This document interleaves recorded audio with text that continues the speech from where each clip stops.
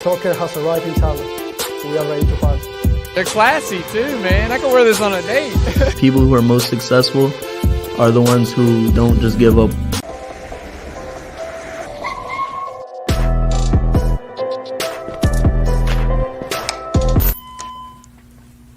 Hey, how good are these to-go boxes?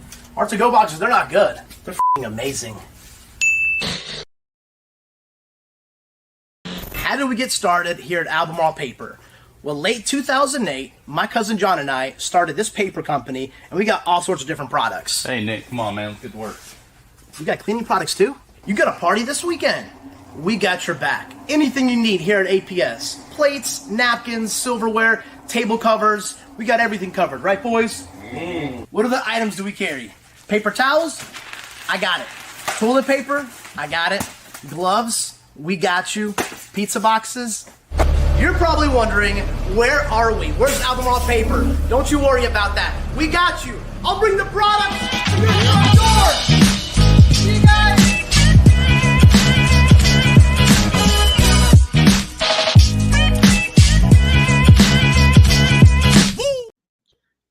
Hello, and welcome to an all-new episode of the MLS Corner, the best corner in all of MLS. Another show. It's good coming on these shows and not coming after losses, which is great. I'm happy about that. Brian, my man, how are you today? Yeah, man, I'm doing good. It feels like we're going to be talking about a draw that felt a bit like a win, especially after how they came out in the second half. So I'm feeling good about that as well. Nice. My man, Lee, how are you tonight? I'm good. You've been watching too much Spurs, it sounds like. Yeah. I've been watching a lot of Liverpool too, and I'm annoyed. But we have a very, very special guest in the house tonight. Is it the best or the worst radio person online? That's to be decided. That's the T-shirt definitely says the worst. So we'll see about that. Nice. How are you tonight? I'm doing very well. Yeah, I think Brian hit the nail on the head saying that it was a draw that maybe felt like a win in a lot of ways. But at the same time, let's not, ignore the elephant in the room that we're making it a lot harder for ourselves than maybe we have to this year. Yeah, we really are. But the beautiful thing, I don't know who I had this conversation with. The beautiful thing about it too is like we're in the beginning of the season. I was like, I'd rather the team start slow in the season and pick up right in the right moments versus start very strong and kind of start on a downward spiral, which hopefully we see St. Louis do that. Yeah, and with MLS, you got to think about it like this, right? It's more about getting hot at the right time. The nature of American sports, when it comes to the cup is through a playoff round, you have to think about the fact that it really is about getting hot at the right time. As long as you get into the playoffs, you could be playing pretty crappy before you get there. And if you're playing well once playoff time comes, you can get a swing at MLS Cup. So I agree, Jorge, but at the same time, with the preseason that we had and the fan base we have, you'd like to think they'd be able to get in the swing of things early on. But I will say, and I've said it time and time again in the air, these are points. This game, New York Red Bulls as well, are points that I don't think we would have got last season in terms of that mentality of being able to fight back. Yeah, I agree with you. I do think though, like if you look at those first three games though, like we also lost points that typically we lost last year. We lost right at the end against New England, right? We capitulated in St. Louis, right? We got destroyed by Atlanta, but I think now we're starting to slowly see some progress, which I'm happy about, and so hopefully it continues, and we'll talk a little bit more about Salt Lake later down the show. But I mean, we definitely have a very favorable game. If Charlotte's looking to kind of bounce and start getting into those playoff spots, this is that game that's going to do it for them. All right. Yeah. Well, yeah, I think so. Yeah, the first thing I kind of want to look over is kind of the lineup that we saw this week.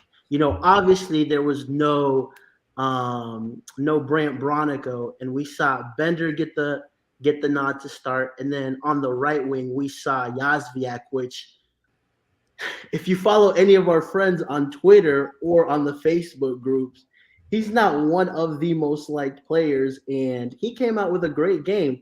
Lee, what are your thoughts on Yazviak this weekend?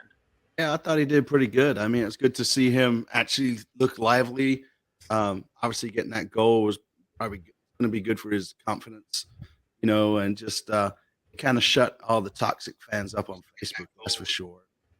For You know, sure. I'm sure he'll mess something up, you know, accidentally kick the ball out or something this weekend, and everybody be back on his back. But good for him. I'm glad he did well.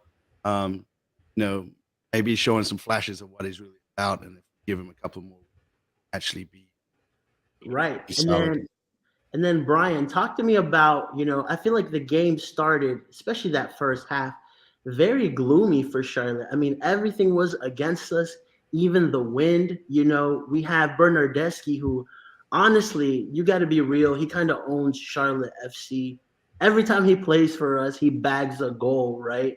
And so it started off not looking too great for us. Yeah, I mean, in the first 5 minutes, but then honestly, after that, I think Charlotte easily could have equalized. They had many opportunities in that first 15 that, like, Nuno had 2 clear chances after giving up that goal. And I think that was probably one of my most disappointing stretches of the last 2 games, because I was really high on Nuno and the way he had been coming off the bench week after week. And I feel like he didn't take advantage of his opportunity the way I think Bender did in this past game. I feel like Bender really took his opportunity. It's also, I think, another point is like Crown Legacy FC, I think, actually helped Bender a bit, because he got some reps in the week before, got about 60 minutes with Crown Legacy FC before getting the start. I think that also is something that will help these depth guys when they're getting an opportunity. They'll have some rotational minutes from Crown Legacy FC. But then I was a little frustrated with Nuno. I don't feel like he took the opportunity the way that I was expecting him to over the last couple of games. Like, I really thought we might see a little bit more creativity from him.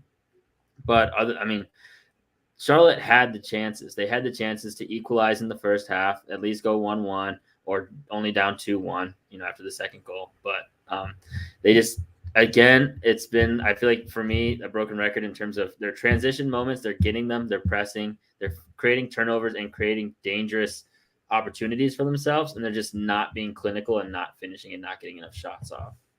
Yeah, I agree with you. And hopefully that's something that we continue to see this team improve on, right? I mean, one of the things that we checked off was the ability to, something I've asked for this team is like, where's the mentality at when you're down 1-0 or 2-0? And we saw that, especially in that second half. Just talk to me a little bit about what you think went well for Charlotte, especially that second half. Yeah, I think you're right, Jorge. That mentality in the locker room to be able to switch things up in a second half is something that is very important, because successful teams are able to pick up results even if they don't play their best, or even if they're not able to get out the results that they're expecting to within that first half. However, as we've said, you've got to try and find a way to snap that streak in terms of starting quick. But if you're not able to do that, at least this team is able to go into the locker room and fight back. I do like the way that Lattanzio gives his players, and he's been very vocal about giving his players a chance to kind of clean up their own mess in terms of, not wanting to make drastic halftime substitutions. I think the players have done a good job of holding themselves accountable and coming back with that mentality to prove themselves. I like the substitutes. I thought it was were they as effective as they could have been? No, but I like the idea that we went with that drastic triple substitution that showed we had a winning mentality and we were going out to really take this game seriously, because some teams would have parked the bus on the road and they would have switched things up a little bit. I like the quality of the goals. Let's look at that service. That's 2 really good services. And I think people are underestimating as well the quality of the finishes, because they are very good, difficult finishes. People see it the distance away from the goal, or they see that it's like a ball that goes straight in their path. But that one-time finish on the hop is a lot more complicated than we give it credit for. So a lot of positive things going into these games. However, like I say, it's unfortunate that we're having to come back. But again, it's something that maybe we weren't able to do. I do want to touch, Jorge, on what you said earlier about the first 3 games and defensive errors. It still feels like our goals are preventable. Now, you can see that one of 2 ways, right? You can see it as, oh my God, we're letting in preventable goals and we're not learning from it, and we're consistently shooting ourselves in our own foot. But at the same time, if they're preventable goals, what does that mean? It means you have an opportunity to clean them up. And once you clean them back, they are individual errors rather than habitual, like consistent errors in the way that we're playing as a team. So I think that's a good sign defensively, that once we're able to clean up those individual errors, we might be able to be a little bit more sturdy than our goals against are looking at right now. Right. Yeah. A lot of good points you touched on. Some of the things I want to pick a little bit on, though, is I definitely like the mentality of the substitutions, right? In my opinion, they weren't effective, though. Like, it feels like the momentum, they kind of killed a little bit of the momentum.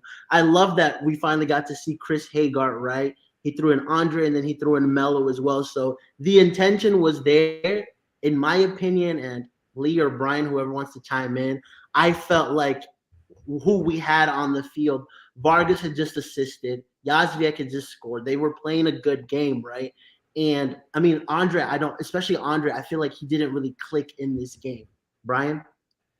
Yeah, I mean, I would say the one big one for me was Yazviek staying out there. Well, and I mean, and you pointed it to Vargas as well. I mean, they've been probably our best attackers, at least since Vargas got the starting position, like starting role. He's probably been our most effective attacker going forward, and just setting up shots, taking shots on, taking on players, all of those kind of things.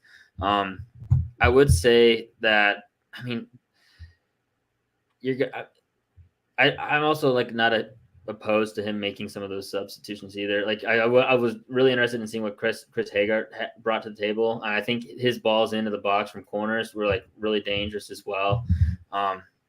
The one I was a little edgy on was honestly probably Vargas more than anyone, just because of how dangerous he has been since he got the start. I think that's just he's put a really like a fire under the entire team on that attacking side, just in what he brings. I think he brings something different than really anybody else on the team in terms of his competitive attitude. I think we saw it most against Orlando when he like kind of put Pedro Hilese off, and I thought there was something really special about what he did in that game that we haven't seen from any of our other attackers this season. For sure, Lord Bender is about to cook this season. That's hilarious. Lee, one of the best plays that I feel like doesn't get talked enough about, especially in this game, was that Malanda save right near the end. I mean, honestly, Malanda to me this season, he's been a little iffy, but I know the potential in this player, and you saw it again. I mean, he came in clutch for us right at the end. That would have been 3-2 right there. I mean, all that great stuff would have just went down the toilet if we would have took another L. Correct? Correct. But so the first half, I tweeted, I was like, tell us, your shit without telling me your shit, just because I was so pissed off. We're 2-0 down. We're on the road again, and it just felt like that last year sort of thing, right? We're going to come out. We're going to be lackluster. We're just going to show up for 45 minutes, go home, and then talk about, hey, this, we've got next game. We're looking forward to the next game, whatever. But I think Jess touched on it, right? The mentality, though, that second half, they came out, they showed some grit. There was a couple of things I was, with the corners, instead of knocking them in the box with that wind that everybody was calling on, right? They started playing it kind of short, and I didn't quite understand that. But, overall, it's, just to see him come out, get 2-2, and seeing, Jaws actually running into the box and getting that goal right. We're always complaining, nobody's in the box, right? And just to see that sort of style of play or those tactics changing, I think whatever Latenzio said at halftime really worked. Unfortunately, I'd say we were unlucky to get the win, to be honest with you. Yeah, I also wanted to say, I felt like it was, and Malanda made that huge save at the end. But then also, I just felt like it was nice to have a game where Malanda and Tuiloma were both out there, and we didn't really have a huge like glaring error from either of them, which was a nice change of pace. I think for both of them, in just terms of getting their kind of like their mentality straight and getting their cohesion together. Because I think they're going to be the pairing at least until Crujo is back for sure. So it was good to see that back line not have that glaring mistake that had been just happening week after week after week. So it was still there, like not the mistakes for sure, but like some of the, like the club posted a clip of Marks making like a double save, right? And you see like 4 or 5 defenders just standing there, and it's just, I don't know. Sometimes I feel like we just do a little bit of ball watching. Yeah, I can agree on you with that. I want to touch a little bit, Jess. I'll get you involved on this because I mean, as a goalkeeper, right? I mean, George Marks 3 games now, and I mean, he's still undefeated in MLS as a goalkeeper, right? 1 win and 2 draws. Has Latanzio found his guy in terms of who we're gonna see maybe as number 1 or at least as number 2 until Kalina returns? Yeah, I think at least until Kalina returns, because I think you found your back 4 as well, your favored back 4. So the longer that you can build a back 4 and 5 with the goalkeeper, the better consistency you're going to get as a goalkeeper.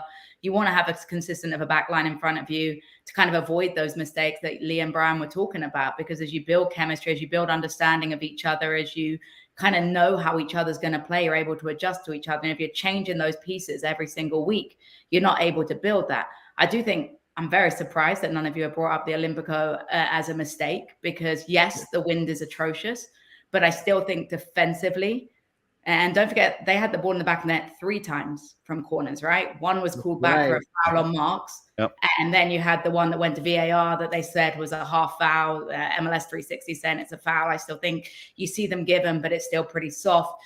We do have to look defensively at the defending from set pieces. And yes, the wind is an anomaly. Let's be honest. Charlotte FC almost had the ball in the back of the net against Sean Johnson. Nuno Santos almost scores an Olympico. I think Chris Hagar almost scores one as well. I think that shows the effect the wind was having. But nonetheless, you have to look at that defensive side of things when you're conceding from corners twice in a game. But Hoy, to your immediate question, yes, I think George Marks gets the nod. And I think this is a very positive experience for the goalkeeper union in terms of Charlotte FC. Kalina was good last year in terms of his heroics, but I think the downside of Christian Kalina was he would save the ones you weren't expecting him to save and then would concede the ones that you would expect him to concede. It's a good thing as a goalkeeper to have competition. I think this has been a very humbling experience for Christian Kalina to be sat watching his teammates thrive, and it's only going to make our goalkeeper competition better now that they will have MLS experience under their belt, because no one's going to sit back on their laurels and think this is my number 1 jersey, because it's very clear now we have 3 goalkeepers with very different traits and strengths, but all of them have something that the others don't have. So I think with Marks, the biggest upside of Marks that Latanzio sees is his distribution. And if you're going to play Latanzio style, you have to have a goalkeeper that's very assured with the ball at his feet. And yes, there's been squeaky moments, but maybe you guys agree, maybe you don't. I think I feel less nervous with him with the ball at his feet, because I do think he is more of that modern goalkeeper that has that confidence to find the ping, that has the confidence to take that first touch. So that's a huge upside of Marks in this system. Nice. I think you kind of touched on my follow-up question to you a little bit, which was, what do you see in terms of George Marks that makes him stand out? Other than that, is there anything else that maybe you see? I mean, one of the things that a lot of people talk about it, and I know as well, is just his professionalism. Mm-hmm. Not saying that Cisniega and Kalina aren't, but like maybe these are just some of the few traits that are, kind of giving him that slight edge over a guy like Cisniega, who's more experienced than he is. Yeah, and I'm not 100% sure if I'm meant to talk about this because it's what I see when I get there a little early, but I'm going to say it anyway, so hopefully I don't get in trouble. But George Marks goes out on the field before anyone's warming up and does his run through with his distribution. He pretends there's a ball. It's kind of very David James-esque. David James used to do something similar when he was warming up for England early on, where he'll make the run and practice his distribution without a ball and practice his body shape. Little things like that with George Marks come into practice early. They always talk about how he's the first there, the last out. That professionalism is very important. And I also think his communication is the best out of every goalkeeper we have out there. I think I was quite critical on Kalina and his role in terms of his communication, and talking as a goalkeeper is the most understated necessity, because it not only helps the team stay organized in terms of, if I'm the goalkeeper and I'm telling you, Jorge, hey, step left, step right, number 7 on your left shoulder, that helps keep things organized. But you know what else it does? It keeps me switched into the game. It keeps me focused. It helps me position. I think that's why some of the saves we're seeing with George Marks in terms of the pinpoint reaction saves that we're seeing are because he is communicating consistently. So he's in the right position. He's switched on nonstop, and these point blank saves aren't happening through coincidence. They're happening because he's set at the right time and focused. I feel like the own goal that we had against St. Louis was the lack of communication back there. I feel like if Pablo had shouted out, because there was nobody behind Taluma. If he had just said, like, let me, keeper's ball, whatever, keeper or whatever, he could have just caught it and we could have gone on. I don't know. That's kind of no. I said it. Lee, I said it on the broadcast, man. I said the exact same thing. I said the communication's not there because, yes, the presence of Klaus was off-putting, right?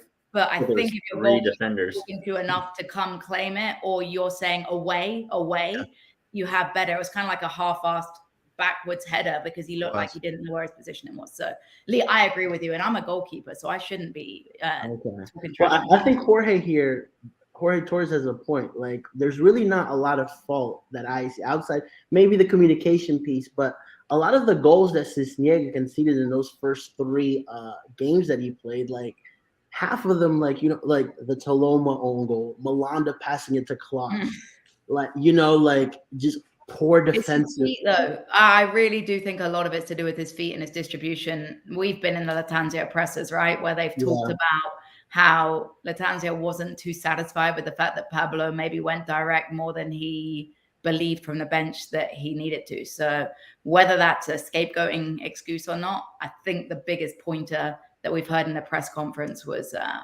his distribution. Yeah. Great.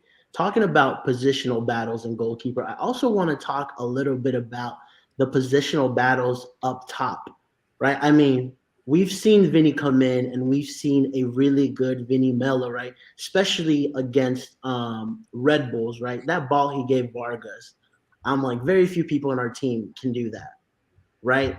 And then, I mean, now we're seeing kind of, I would like to say, hopefully a rise in Yazviak, right? With his assists, with his goals, right? I think on the left wing, right, Vargas is making a staple to be that number 1, right? But in your opinion, and I want to hear from everybody's opinions too in the comments section, who should be our front 3? And I'll start with you, Brian. I mean, I would stick with the same 3 that he just put out against Toronto. I mean, I don't see why you would take off. I mean, you definitely can't take off Vargas. I mean, like I said before, I think he's been our most dangerous attacker. You definitely can't take off Enzo because all it takes is literally one touch in the box and he can put it in the back of the net. That's kind of the efficiency he is, and he's the DP signing.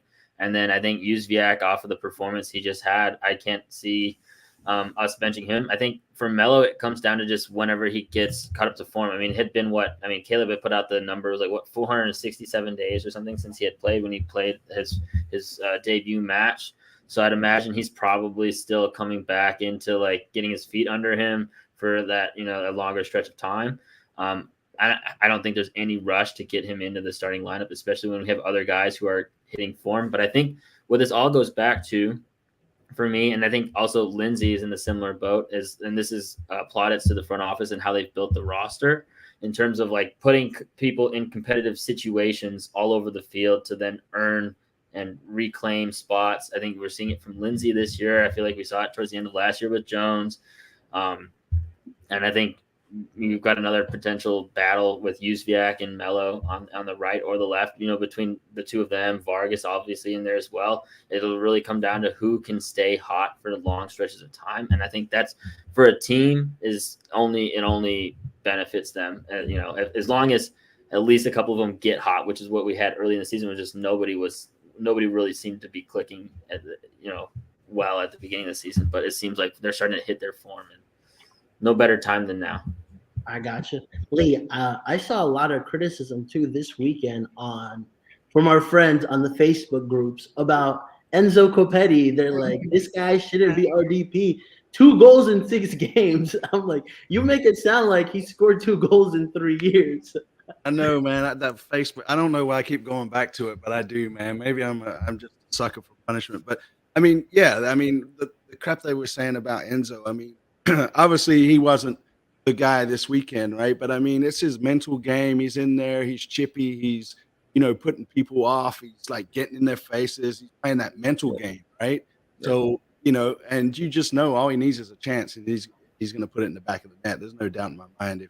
If he was in Nuno's spot that first time, he would have scored, right? But, to say Enzo needs to go, Enzo needs to be benched. I mean, come on, folks, man. I mean, That's happening already? Yeah. No like, way. what games are y'all watching, man? Oh, it's 'Cause, I mean, bad. yeah, Those he'll be Facebook back groups are there. toxic. Yeah, Oh, yeah. my word. But no, That's I mean, crazy. it is. It's insane. I mean, Enzo's even back there hustling on defense when we need to, right? So, I mean, the guy's all around, right? And he's just, like I said, maybe he's not the standout guy that week, but he's doing a lot of other stuff that goes unnoticed that really affects the game. So I put out a stat earlier Underrated. today. No, I wouldn't talk about the underrated components of Enzo Capetti's game, like you say, Lee. I think defensively, it was against Red Bulls from defensive set pieces. He was the guy that headed away. It felt like every ball on that near post. Not many forwards are that smart defensively and being able to switch from a defensive header to an attacking header. I also think now with Enzo Capetti, what he is doing is creating space for others. You look back at the goals and you wonder why Ben Bender has space. You wonder why Josviak has space. It's because two defenders stick with Enzo Capetti all the time. The difference is now that our wingers are smart enough to find the pocket of space instead of forcing it down Enzo Capetti's throat. In the first 3 games, Enzo was almost like the target for every ball. We had to give it to him, even though he was man-marked with 2 people. So you were setting him up to failure. Now we're thriving off of the space that Enzo Capetti creates. Josviak, unsung traits, defensively, what he offers to this team. And in this system, your wingers have to give defense. Someone like Mackenzie Gaines is a little too lightweight. He's not going to come back and defend. Josviak was needed in this game, and I was calling for him in this game because he has a little bit of that mean streak. He's a bit of a dirty player. Look at the fouls he was committing. He's very smart with the fouls he was committing. Somehow didn't get a yellow card. We didn't have Brian Bronico in the midfield to be that sort of dirty player. It was important to have someone there to play that role. I get the stats. I get why people are fed up of Josviak not scoring. And it's great that he got his goal because I hope that silences him for a little bit. But he brings a lot more to the table than people give him credit for. In terms of Melo, is winger his natural position? Probably not. But we've seen that he can do a good shift off of the bench. So I'm wondering how you fit these players in, because if you're playing this with the 3 front 3, you're not going to be able to put everyone you want in their ideal position. Yeah, and also Carroll, right? Where does Carroll fit now? Forget about it's like you're mentioning all these players, and Karol Swiderski, your number 1 DP and leading scorer last season, doesn't even come into the question. So it's wild. What did you think of him coming off the bench, Jorge? What did you think of his? I don't know. I'm not. I haven't been happy with Carroll's performance overall this season. Although I do think this game he looked a little bit more confident. I think going away to Poland and scoring brought that back into him. Lloyd said something to us, 2 weeks ago that I thought was very, very interesting, that like I'm kind of noticing and watching now, and I think he's right about Karol Swiderski, where he said Carroll's kind of a guy you got to coddle a little bit. Like, he was like, they should give him the captain's armband to like make him feel important.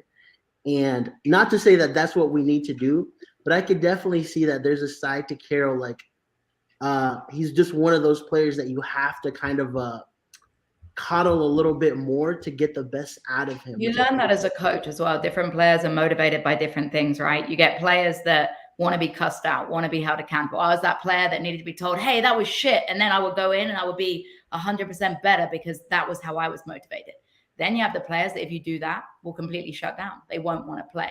And I think you're right, Jorge. I think Carroll needs the more gentle touch, the more stroking perhaps to the ego that comes with being a designated player as well.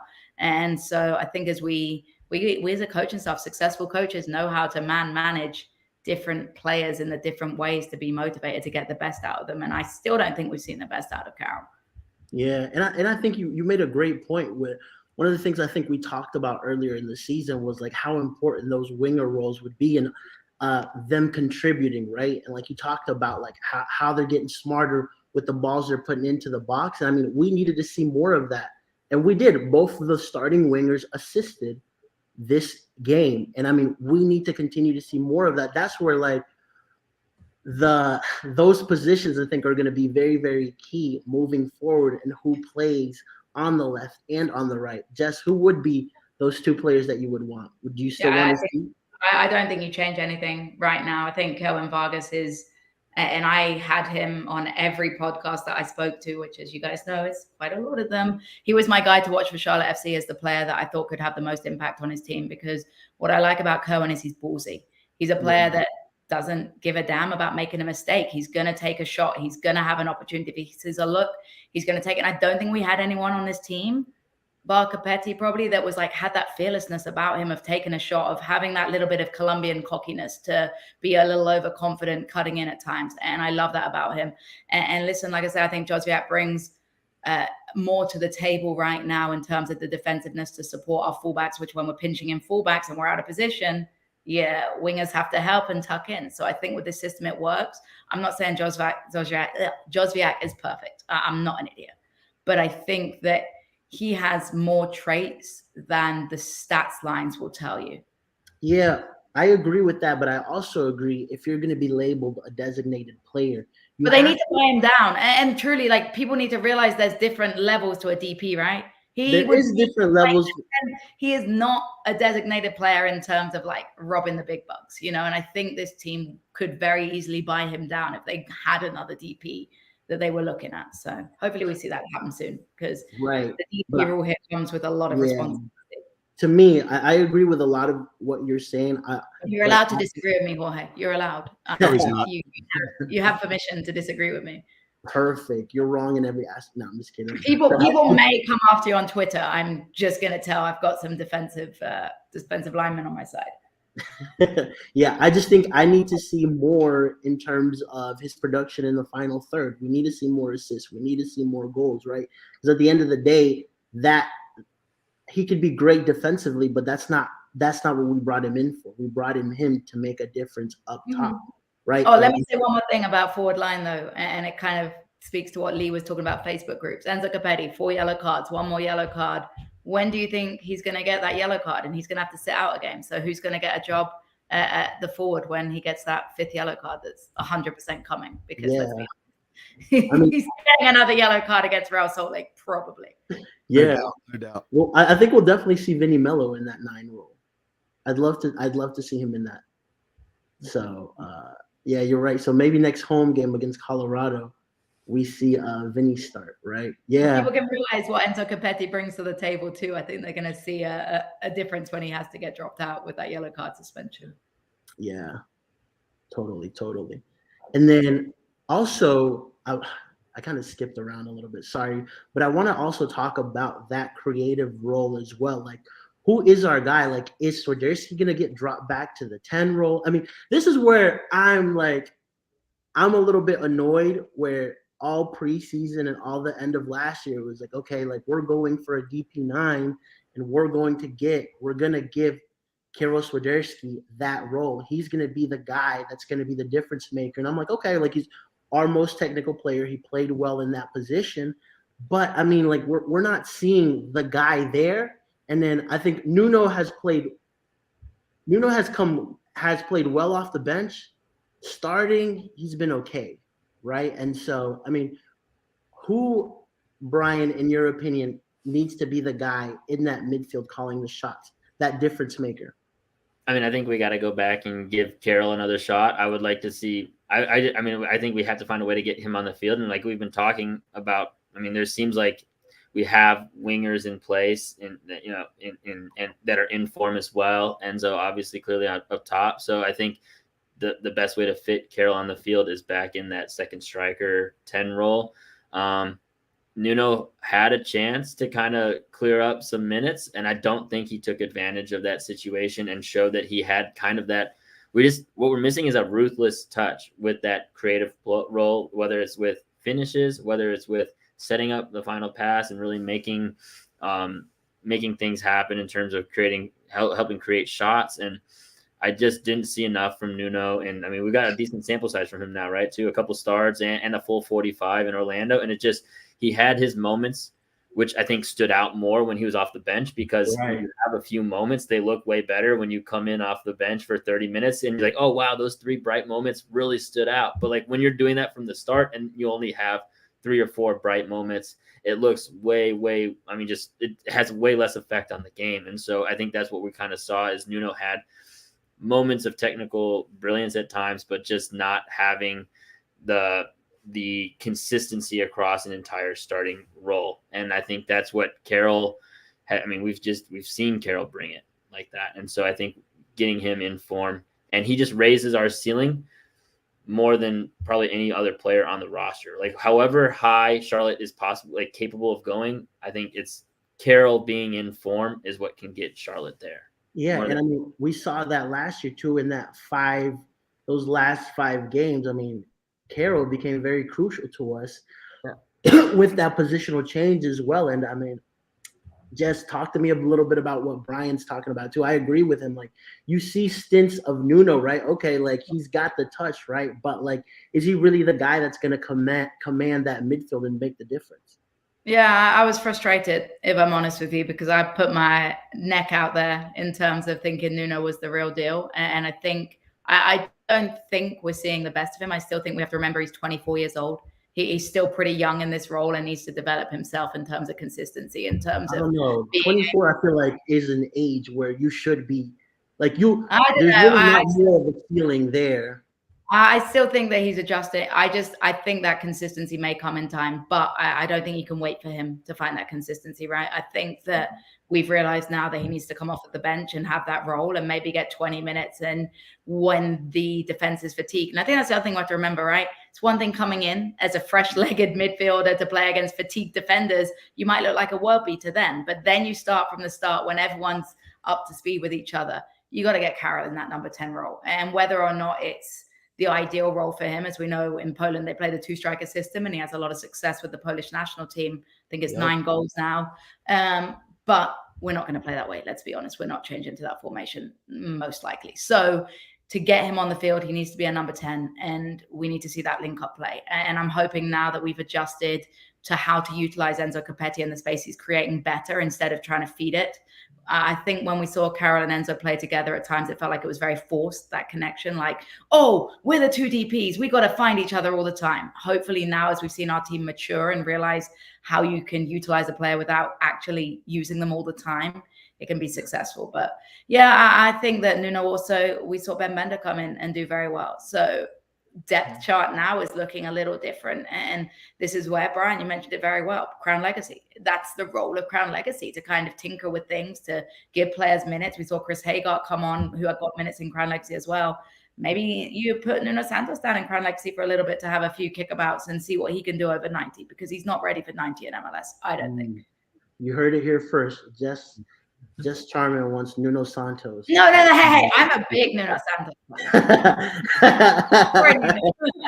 Please don't be mad at me. I'm gonna just clip that. Jess wants Nuno Santos at Crown Legacy. Nice. Awesome. Great stuff. I'm loving this conversation. Let's head a little bit into Real Salt Lake. I mean, a team that's coming off of what? 4 losses in a row? 4-0 against Columbus, 4-0 against St. Louis, right? I mean, if there's a game that's winnable for Charlotte away, Lee, surely it has to be this game. Yeah, but I'm learning that all the teams I support, when it's supposed to matter and this is our God-given right to win, we don't. So with that being said, right, yes, Salt Lake is definitely on a skid, right? They're 4 games on the trot now. They've lost. You know, there seems to be some rumblings from what I've seen on the socials that they're kind of screaming the manager out, you know, giving him a lot of stick. So there's a lot of pressure on them to perform, you know, and then I think Charlotte's sort of laying under the radar of being a team, right? Like just looking, I think we're starting to play really well, like we've mentioned. And I think this is a good opportunity to get 3 wins on the road. Now, if this had been last year, I don't know how our road record was. So, but after last week, especially that second half, I did get some stick first half. I think if they come out and play like they did the second half last week against Toronto, this should be an easy win for us. Yeah, I don't know if I'll say easy win, but definitely a beatable score would make it look easy. Right. And one of the things too that's kind of noticeable this season that's interesting is it seems like we're a better team away than we are at home. Brian, do you agree with that? And what are maybe some of the keys that you see for Charlotte to pull another win this weekend? Yeah, so actually that was a question that came up for Jalen in the presser today. Was he talked about a lot of the work they've been doing on trying to just increase their mental fortitude, especially during road stints. And one of the big things was like focusing on being hunters on the road, hunting for 3 points. That was one of his quotes today. And so I feel like that has definitely been something they have really honed in on and focused on, is just how to approach road games, not as like a job to get through and just get back home to like a safety net at home, but actually attack those opportunities and treat them as if they are opportunities to get all 3 points. And I think we've seen that from them. Obviously, it would be nice for them to have that same mentality now at home and get those points at home as well. But I think those will come. And I think just the fact that they've come out this well on the road is a huge, huge plus. And it took them until July 3rd to have 4 points on the road last season, and they've already got 4. So, I mean, it's a great, Starting great to look start. settled. The team's just starting to look settled. You know, we're slow starting again. We seem very slow out of the gate, and I think that's what gets us, especially in that first half again. But I feel like And it's the team overall is starting to feel. It just seems settled to me. Yeah. Okay. And then one thing, like what Brian just mentioned too, about like they're fighting for those points or going for those points. I think you really see that too. The message from Latanjo, especially this last game with the subs, right? Like, okay, like he's projecting that onto the team. Like, we're going for the 3 points. We're not going to settle for a 2-2 drop. When last year you went there and got completely annihilated 4-0, right? So I think that gives an extra confidence boost. If your coach is looking to pull 3 points out of a tough game that you had last year, surely going into Salt Lake, you need to be looking at those 3 points. One of the things that I'm still wanting to see from this team, and Jess, I'll let you touch on this. I feel like when this team has, I don't want to say things, everything in their favor, they kind of mess it up, but it feels like when it's there for the taking, they just don't, right? Like, I felt like going into that home game against New England, like, okay, like, first game, if, like, you've been playing well, right? Like, let's start off on a positive note. We did it. You go to St. Louis, you're up 1-0, you implode, right? So, I mean, is that something that you feel like we could potentially see this weekend, or do you see this team maturing? I bloody hope not, because that would be really hard to call if we lose against RSL. I think what we had struggled with is putting games to bed, right? We really struggled with having that finishing touch to make sure that you make there no chance for an opposition to get back into a game. And that's something you have to do against RSL. But I think based on their mentality right now, and I've been listening to the RSL pressers, and I've been listening to, you know, how their journalists are thinking about it right now. And it's rare to hear a team that's going to be playing Charlotte predicting that they're going to lose to Charlotte. But that's the mentality right now within their fan base, within their media, because they're on a horrible, horrible run in terms of 8 goals conceded. They played a 17-year-old kid in goal, by the way, which is ridiculous to me. So damaging to play him like that. Kid had a couple of horrific errors. So if he's playing, you're going to have a goalkeeper that's lacking a lot of confidence. You got a defense that has that self-fulfilling prophecy right now that if they concede early, oh, here we go again. And most importantly, they're barely scoring goals. I think it's 3 goals now this season at most that they've scored. They're scoring in front of net. It's very important. I think the biggest thing that's important in this game is a clean sheet as well. I want to see our strikers finish their chances, but I want to see our defense shut up shop and keep that clean sheet. Like, that will be a huge confidence booster. Now, with all that said, and I'm coming into this sounding very confident, it is vital that we don't get complacent, right? Because Real Salt Lake was notoriously a difficult place to go. Now, this is the first time that they may start a season with 3 losses at home in a row in their history. We have the opportunity to give them that. But that just goes to show how hard this place has been because of the altitude, because of the weather. I will say, though, weather's looking really nice for Saturday right now in Utah. So that is a good sign for us that it shouldn't be snowy. It should actually be a rather sunny day. Yeah. And even with all of that said, there's still to get to 9th, they're 3 points away, right? So a win, no matter how it comes, it was kind of like, to me, it's kind of like the Orlando game for Charlotte. I was like, to me, it really doesn't matter how you play this game. Get the result, right? Because you're coming off of 3 losses, and the last one was terrible, right? So that win in Orlando, I think, kind of helped fuel this resurgence. I mean, 3 games unbeaten is nothing spectacular, but at least we're seeing some progression in this team. And I mean, I think Colorado could take it the same way, where like it doesn't really matter how we get the result, but if we get a result, right, and against a team who has shown that they're prone to make some very, very kid-like mistakes, right, all season, I think is something that they could take a look at and say, yo, this is kind of a positive. Brian? Yeah, I mean, I think this is just a great opportunity for Charlotte FC. I mean, that was a question I asked directly to Jalen. He obviously acted very professional about it and was like, "No, we're just treating this like any other week." Because I asked him specifically, like, you're running up on a team that's in terrible form? I mean, 2 4-0s in a row, and like I asked him if this seemed like a little extra motivation or just like a little extra opportunity to get the 3 points. And clearly, obviously, he mentioned that we're just treating it like any other game, but another opportunity to get all 3. They just don't have RSL. I think the other frustrating thing for their fan base is that they let Cordova walk, their DP striker, and that's what they continue to have issues with is the striker position and getting goals in, like Jess said earlier. So I think the clean sheet for Charlotte is definitely something to keep an eye on, as if that's something that Charlotte can do, because I feel like we had a couple at this point last season, and the fact that they have given up some of the goals that they've given up this year, being able to show that we can defend for 90 and prevent goals from going in, I think is a huge plus for this team this week. Right, we haven't had a clean sheet this Nope. season. No, not even close, to be honest. Yeah, you're right. Not even close. Lee, if you were the manager of Charlotte, we'll put you in Latanzio's shoes.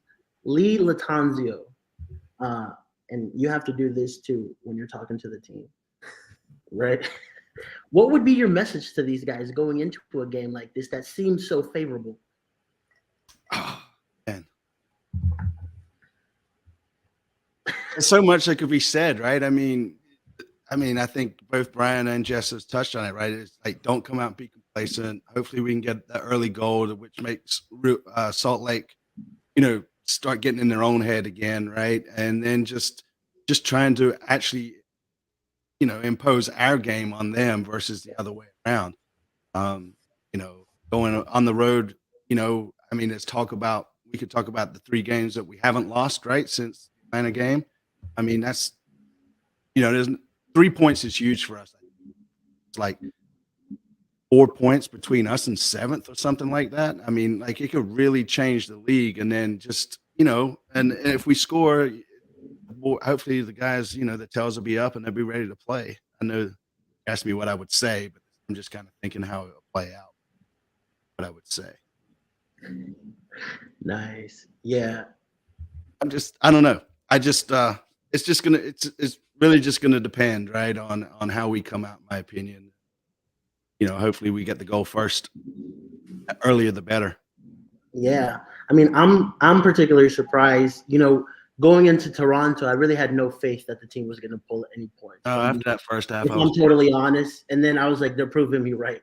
We're 2-0 down, right? Yep. Nuno's shot 2 balls when he could have got us back into the game. I was like, all right, this is going to be typical Charlotte FC imploding, and it's going to be bad. And, everybody's going to – I just think he needs more playing time. I know we already went on about him, but I just think – and I think Jess mentioned it, right? Maybe him dropping down to Crown Legacy for a game or 2 would really do him some good.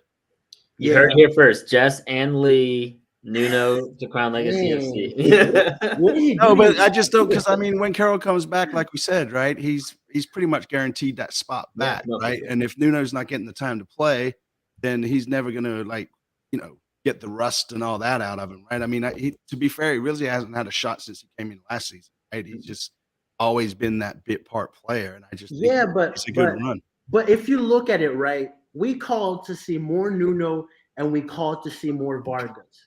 We're seeing more Vargas, and guess what? Vargas is producing. We're seeing more Nuno. He's not there yet, right? So, also you have to put it on these players. They have to take when they get the opportunity, they have to make it. Of course. It's all about opportunity. Look at Ben Bender. Right? Jalen Lindsay made it count. Look at Jalen Lindsay. He came and made it count, right? So, I don't know why you guys want all our players to go to Crown Legacy FC, right? I don't know what this agenda is. I don't know if Jose Tavares is paying y'all to say, yo, No, I just feel like Nuno's Nuno's needs a couple of more minutes under him to really be able to say, all right, guy, you're not cutting it. You're going to be a bit part player, right? And, unfortunately for him, he's playing behind Carroll, at least for now. And, our wingers, we were screaming like, who's going to be our winger, right? I'm just glad Vargas came in and actually started being one of the guys that drove the ball at somebody and took him on versus passing it all the way back and making it all the way back to the keeper. Like, he changed that whole way of play, in my opinion. Like, finally somebody that's got the balls right to take on that defender. And like, I think Jesse said it earlier, like, he's not scared to lose the ball or screw up. He'll get back in the game, right? And that, I think some of that's starting to rub off on the other players. Like, you saw Jaws this week. He was actually taking on players, right? We've hardly ever seen that from that guy. And then, I could go on. Yes. Yeah. I don't even know how I got on the Nunes, to be honest with you. No, we're just totally talking forgot. about it. I think for me personally, at the end of the day, like, opportunities come few and far in between. If you're not like a player like Carroll or Enzo or these guys that come in with kind of that like big like importance, like, okay, you're coming in to be a difference maker. Nuno to a degree was, but we haven't seen him.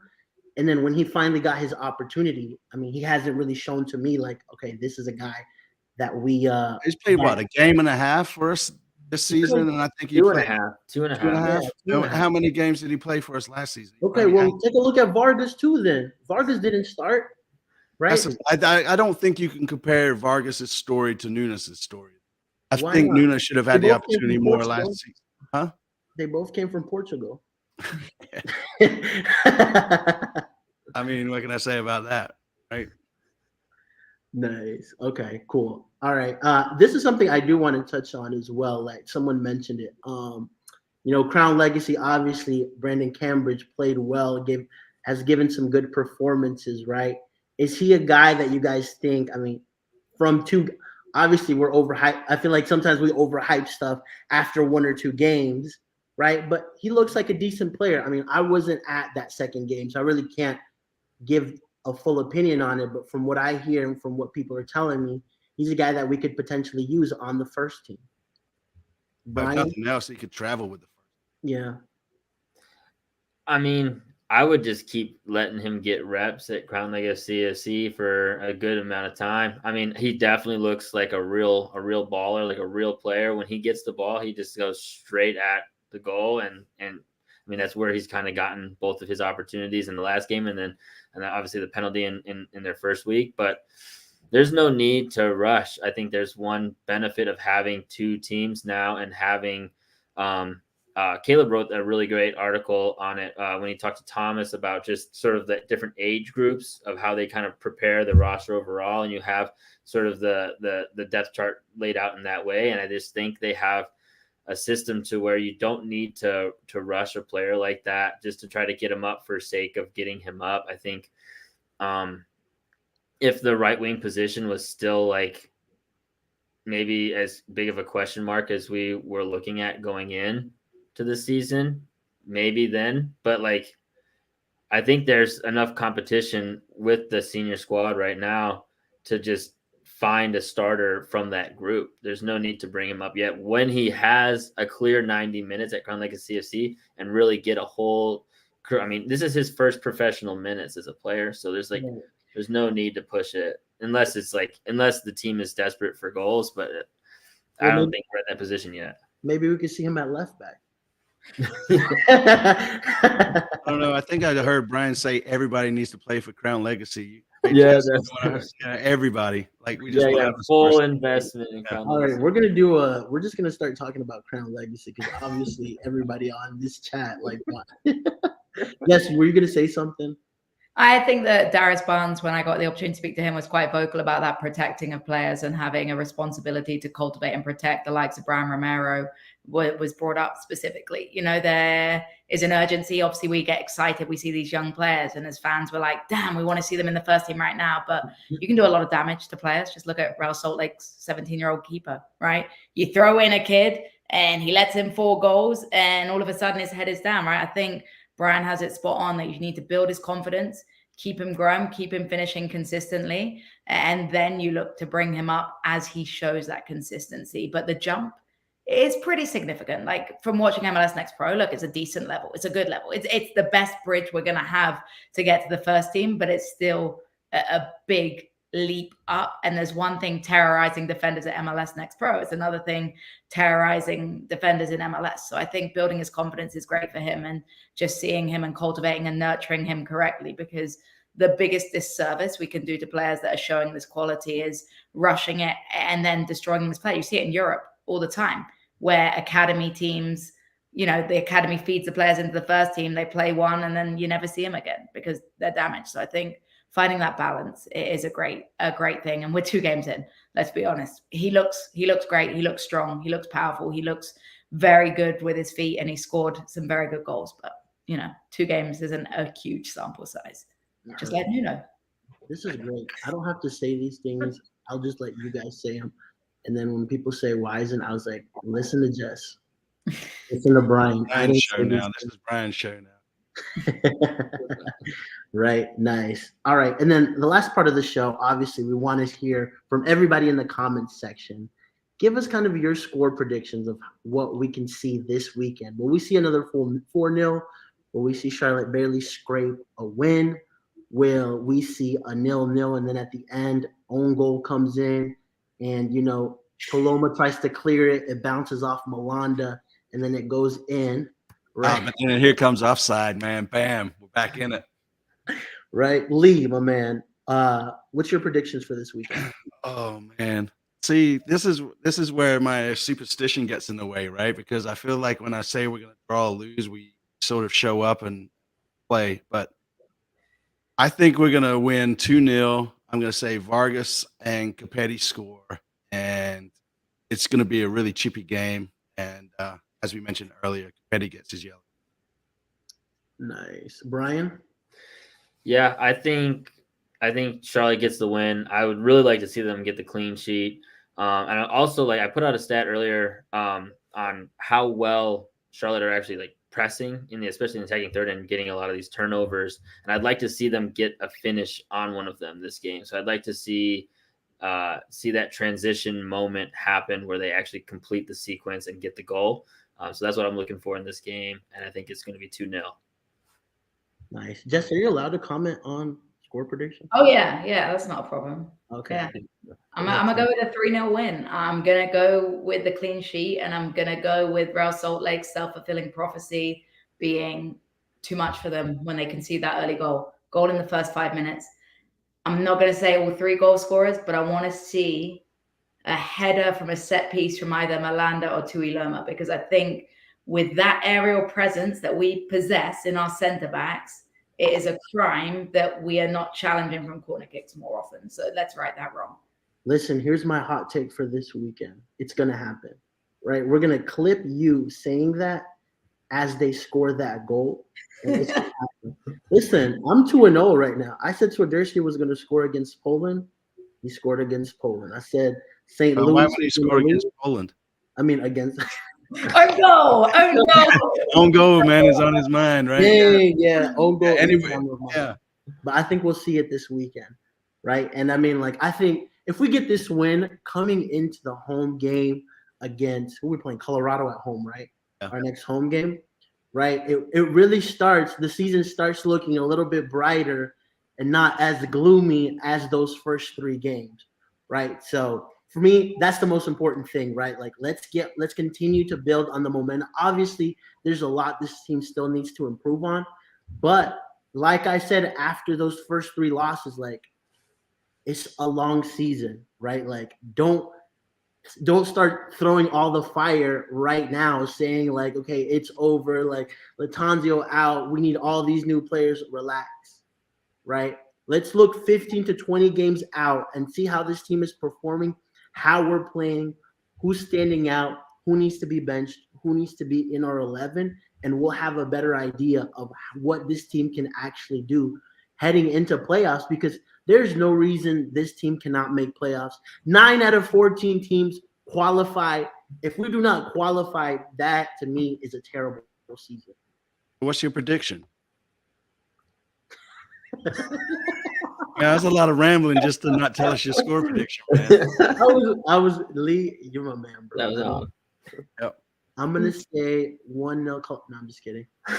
I think Charlotte will win 2-0. I think we'll see a Copetti goal, and I think we'll see a set piece goal by either Milan or Toloma. I'm gonna go. Oh, it would be glorious.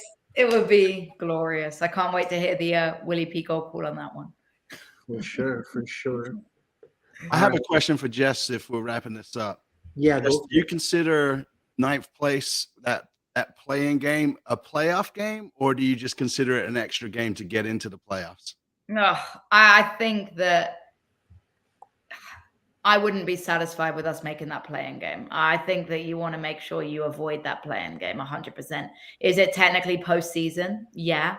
Like statistically, the team will have made the playoffs, but I think if you're not top 7, it's not great, is it? When you look at everyone around us and how everyone's beating everyone this season. So yeah. We have a heated group chat going on about if it's considered a playoff game or not, and just grabbing opinions. So I mean, statistically, it's going to count for postseason. Like it would go down that Charlotte made postseason, but I think it's called a play-in for a reason, right? Yeah. Thank you. You're on our side. Yeah, Jess, you're on our side. I appreciate the good guy's side. Yeah, I mean, I think to me, like if you finish 5th, to me that's a really great season. If you finish anything below that, like you better win that first home game, right? Or that first playoff game. And then if you get eliminated, I'm good with that. Not that I'm good with that, but that to me means more of a successful season, right? So, Brian, my man, where can we find you at? Yeah, y'all can find me at Bam Mauer Media on Twitter. You can also find all my written content at topin90.com. And then you can find my MLS Fantasy Show with Blake at Dropping Points. And we're actually recording a new episode tomorrow. It's going to be a lot of Blake talking about Columbus Crew. Yeah, they've had a really good stretch of form. So it's going to be a whole lot of Crew talk, I think, from Blake's point of view at least. But we also do a lot of bantering and self-deprecating just because of the format of MLS Fantasy. So check it out. Awesome. Lee, my man, where can we find you at? As always, at COTFC Fan TV, all the socials, YouTube. We do our live show tomorrow night, 9 to 10. And if you're new here, hit the sub button for Jorge. OG, hit the like button and get the algorithm cranking for it. For sure. I mean, I don't know when YouTube's going to ask people to pay for blue checks, so that's probably coming soon too. It feels like all these platforms now want you to pay for blue checks. But Jess, where can we find you? Our special guest of the night with the analytics, with everything you touched on was good tonight, Jess. I appreciate that. Thanks for the feedback. It's at Jess Talks Footy, Instagram and Twitter, and then obviously game broadcasts on WFNZ, Charlotte FC Radio Network, WFNZ app, home games. It's my voice. You may have recognized it's my voice in the concourse or on Apple TV, local radio on home games. Hopefully Apple TV sorts that out for away games because it's criminal that you can't switch to local away radio. But you can for home games. You can, yes. Okay. So if you guys want to hear the lovely Jess and you're not at the stadium, right? Apple TV. Yes. Perfect. All right. With that, you guys know where to find me. I forgot to answer this question as well. So when is Greece going to be finally announced? Next April, right? Next April 1st. 2024. Yeah, March 32nd. February 29th, I believe, or February 30th is what February 31st. With that, we end the show, guys. Thank you so much for jumping on MLS Corner.